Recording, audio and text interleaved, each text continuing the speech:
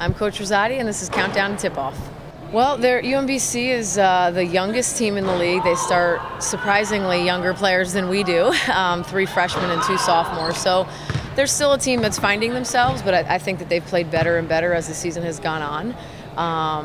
I think that we need to do a great job of making sure we play our game at our pace, because they're a team that tends to want the game to be slowed down to limit possessions. So without being in a rush, we need to be aggressive, and then we just need to be patient defensively. We can't get frustrated with their tempo and their pace and all their different offenses they run. We just need to stay solid and be prepared for what they're trying to get, and then rebound the ball and get out in transition. Well, I think, part of that is just our mentality to kind of want to play more of a 40-minute game completely. We've talked about using our depth to keep the pace where we want it to be, to try to wear teams down. We've seen that teams typically have 2 or 3 guys that play almost the whole game, and we feel like if that's the case, then by the 30th minute, we got to try to figure out how to take their legs away from them. So keeping that pace a fast one, I think Deanna and Alyssa Engler have done a great job of continuing to push the ball. And as we rotate our shooters and our post players, it makes it difficult for teams to really keep up with us. So that's kind of what we want the game plan to be, not just against UMBC, but in general. She's been kind of unselfish her whole career, and she's not a selfish kid when she shoots it. She just is kind of gotten stuck in a role of being a distributor and being a leader and being somebody who keeps us organized. And this year we've seen games where she's kind of taken on that new role of, let me be aggressive, let me force the issue a little bit and try and get us some better shots.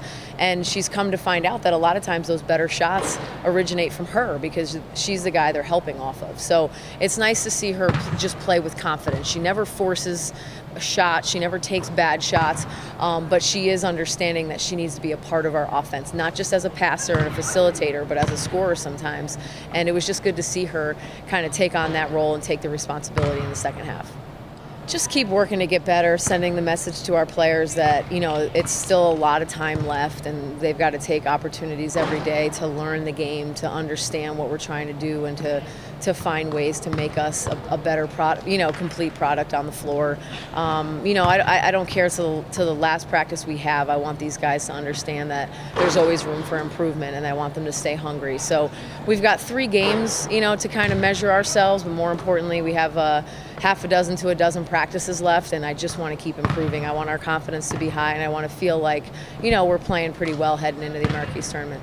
I think when you have an event like Pink in the Paint, it just gives you a broader perspective of that there's life outside of basketball. So many of us, players and coaches especially included, get so caught up in wins and losses. We get caught up in the games and the standings and trying to win, championships and play in the postseason, and you forget that there's really life going on outside of basketball. And I think today will be a day where there's probably a lot of cancer survivors in the stands, but more importantly, we want to celebrate their fight, celebrate what they stand for, that they're fighting for something real, and that there's so many people out there that are courageous, and it's an inspiration to us as players, and hopefully we can honor them in the game today by just playing really hard and playing with a lot of pride.